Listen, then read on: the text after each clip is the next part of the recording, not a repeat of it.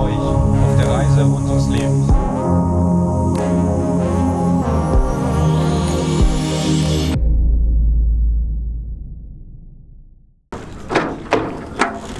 Wir sind abfahrtbereit für den Atlantik. Es soll auch morgen losgehen, morgen früh. Wir haben es nur mal einen Tag verschoben, weil wieder nicht alles geklappt hat. Natürlich nicht.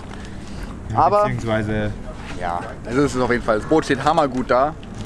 Wir gehen jetzt noch mal einmal mit euch durchs Boot, zeigen euch alles, was wir gemacht haben, was wir geschafft haben. Dann würde ich sagen, fangen wir an. Hier, während wir auf der Messe waren, haben Wally und Johnny hinten die Rutschenbelag gestrichen.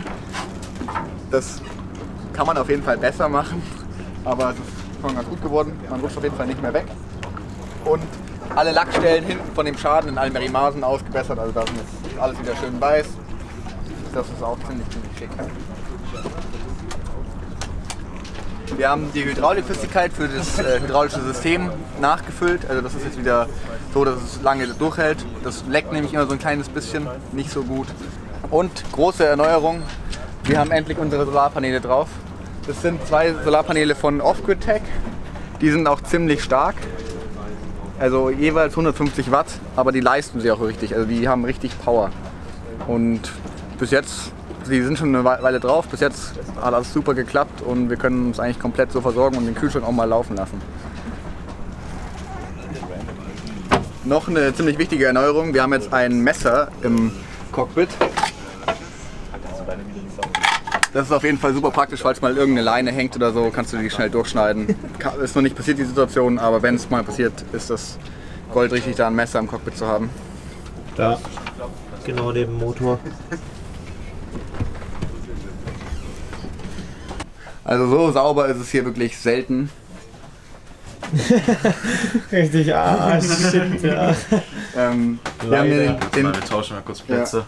Wir haben hier den Stuhl hingemacht, der ist jetzt fix da, kann man sich auch echt entspannt reinsetzen.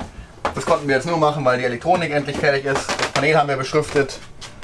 Das ist alles jetzt ziemlich lecker. Da kann man hier endlich mal schön navigieren. Nicht, dass wir das hier so machen würden.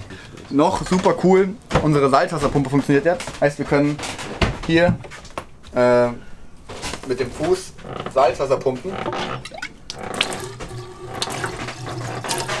Und der andere ist Süßwasser. Süßwasser. Jetzt brauchen wir nur noch einen dritten für Bier. Hier hinten ist jetzt quasi so ein bisschen die Grumpelkammer, unsere Speissack würde man jetzt auf Bayerisch sagen. Da sind Obstnetze, Gemüsenetze drin, Wasser gelagert und der Gefrierer, der aber gerade nicht läuft. Weil wir den nicht gescheit nicht brauchen, also wir haben nichts zum Einfrieren. Ja, viel Paprika, Karotten, Brokkoli, Zwiebeln, Möhren. Ja, Karotten, die sogenannten Karotten. Obstmäßig natürlich auch ganz wichtig, Bananen, Äpfel, Zitronen und Zitrusfrüchte. verschiedene Reifegrade, Birnen, Genau, gekauft. primär unreifes Zeug, damit es eben noch länger hält und erst reif wird auf der Reise und auch Genau. uns dementsprechend lang versorgen kann, aber schon eine gut bunte Palette, glaube ich. Die erste Proviantierungsschublade befindet sich hier. Hier haben wir irgendwie immer so von allem ein bisschen was da, also was man aber braucht. Nudeln, Eier, alles was angebrochen ist. Da Müsli-Zeug, genau. Für den täglichen Bedarf. das ist so quasi der Tagesvorrat. Genau, alles was man braucht. Dann sind wir hier angelangt, wir haben gerade vor 10 Minuten einmal die ganzen Polster abgeschrubbt. Wir haben so einen Kunstlederreiniger benutzt und die sind wirklich alle so 2 Stufen weißer geworden. Schon mal gut. Und dann befinden sich einmal hier hinter so Snacks, irgendwie Cracker, Nüsse, Kekse und so. Dann haben wir hier einmal unser ganzes Pulver von Y-Food haben wir hier drin und lauter, was haben wir hier? Hefe, Soßen, Ketchup, Suppen, Gewürze. Stimmt. Erste-Hilfe-Zeug, da sind alle Medikamente drin. Einen Koffer haben wir und sonst halt ja gegen alles. Antibiotikum natürlich. Wir können eine Infusion legen im Notfall. Nähen geht auch. Genau. Hier ist so das größte Fach. Ganz viel Mehl, Kartoffeln, Nudeln, Reis, Linsen, Couscous, alle Basics so. Davon kann man auch sehr, sehr lang überleben, glaube ich. Hier sind noch Getränke drin.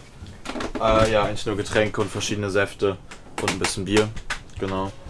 Hier sind unsere ganzen Soßen. Bei den Dosen natürlich die Etikette entfernt, damit sich keine Parasiten oder ähnliches drunter bilden können. Dann draufgeschrieben, was es bedeutet. Des Weiteren einfach die ganzen Nudelsoßen, die ab der Hälfte der Reise für uns sehr interessant werden. Und hier ist noch die ganze Müsli-Fraktion extra viel gekauft, da es in der Karibik sehr, sehr viel teurer ist als hier. Deswegen ist jetzt wirklich hier diese ganze Kiste nach hinten voll mit unserem Müsli. Wie bei der Stewardess zeige ich jetzt mal, wo die Luken sind. Nicht die Rettungsausgänge, aber genau hier zwei haben wir einmal komplett das Glas rausgenommen, alte Silikon entfernt und nochmal neu eingeklebt. Da haben wir natürlich extra so ein UV-beständiges Sika verwendet. Wir haben es auch schon mal mit dem un-UV-ständigen gemacht und das hält halt gar nicht dicht. Ah ja, hier ist unsere Toilette. Für die, die es noch nicht kennen. Oh, wait one second, bro. Ja, Versteck war nicht. Nicht sehr interessant. Nee, weiter geht's. Mast haben wir sauber gemacht. In der letzten Roomtour hat man das, glaube ich, noch nicht alles so gut gesehen. Wir haben hier eben die eigene Kabine, das ist ein großes Doppelbett. Dann kann man hier halt noch Klamotten überall verstauen. Unter diesem Bett, wenn man die Matratze hoch tut, kann man 2 Klappen hoch machen und dann sind da die Batterien. Und jetzt geht's zum Motor. So, hier vorne im Motorraum. Wir haben den Motorölwechsel gemacht, damit wir da einfach die Sicherheit haben. Und außerdem sollte man nach 170 bis 200 Motorstunden einen Motorölwechsel machen. Also ist das genau im Rahmen. Generator, der läuft immer noch nicht. Das wird auch nichts mehr jetzt. Das machen wir auch nicht mehr so fest eingebaut, weil genau. Kohlenmonoxid habt ihr uns alle sehr vorgewarnt. Genau, ja, dass wir den nicht mehr benutzen sollen. Dann geht's hier vorne raus. Hier ist alles vollgestellt mit Segeln und unserem Mikroplastikfilter und Surfbretter und alles. Matratzen. Wir haben die Segel eingeräumt hier und haben darauf geachtet, dass wir, also ja, jetzt sieht es gerade nicht so aus, aber Staubsauger muss halt weg, nur den werden wir benutzen mit dem Teil. Und dann kommt man relativ schnell erst an die Bohrer ran und an unseren Gennaker. Das sind so die Segel, die wir wahrscheinlich am häufigsten benutzen werden. Sturmsegel haben wir auch noch relativ parat. Genau, und ganz hinten sind so die anderen, die wir nicht so oft benutzen. Segel haben wir einmal abgenommen und zum Segelmacher gebracht. Und der hat einmal alles durchchecken lassen, die Nähte überprüft. Überall, wo die Naht aufgegangen ist, hat er eine neue Naht draufgesetzt. Also sind wir da für den Atlantik und darüber hinaus sicherlich haben wir Ruhe. Also die beiden Vorsegel. Ansonsten haben wir alles Laufende gut überprüft, alle Rollen, alles gefettet, alles eingeschmiert, damit da für die ganze lange Belastung da einfach alles flüssig läuft. Und ansonsten einmal alles überprüft. Wir haben das Rig einmal komplett gecheckt. Heißt, ich bin einmal auf dem Mast hoch, ein Rigger ist einmal aufs Mast hoch, hat sich alle Terminals angeschaut, alle Verbindungen, vor allem bei unserem Rig, bei unserem Rodrig, dass da alles passt, weil die sind ziemlich anfällig für so kleine Haarrisse. Genau, aber das sieht alles sehr, sehr gut aus. Und wir dachten eigentlich, das Rig wurde noch nie getauscht. Also wir dachten, das ist noch von 1990. Haben wir uns geirrt, das ist von 2002, was eine irre Erleichterung ist. Da müssen wir uns keine Sorgen mehr machen. Das Rig von 2002, das sollte ohne Probleme alles durchhalten, was wir damit anstellen. Wir sind auf der Düsseldorfer Bootsmesse rumgeschleunert und haben ein neues Dingi. Dieses gute Ding hier. Wir werden das in der Karibik sicherlich das eine oder andere Mal auspacken. Also einfach immer. Und das ist das coolste Dingi, was es auf der ganzen Messe gab.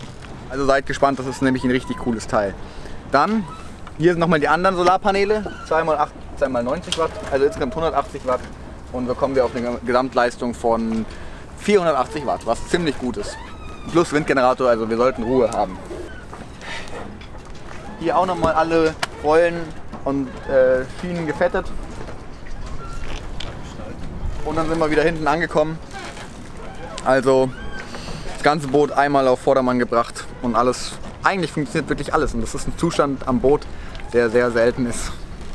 Dieses Video endet hier auch schon wieder. Die Roomtour war nur so ganz kurz, um euch zu zeigen, auf welchem Stand wir jetzt sind mit dem Boot. Genau, und bei der letzten hatten wir die Räume an sich irgendwie gar nicht so gut gesehen. Ja, das war nicht so gut.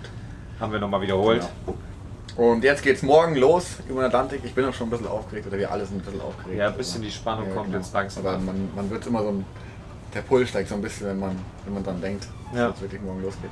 Also es ist schon aufregend. Ja, aber kurz vor knapp war es trotzdem irgendwie noch nicht so viel Zeit, um Gedanken zu machen. Und wenn du weiter verfolgen willst, wie wir über den Atlantik segeln, dann musst du hier unseren YouTube-Kanal abonnieren. Und hier findest du das nächste zufällig ausgewählte Video. Genau. Servus. Ciao.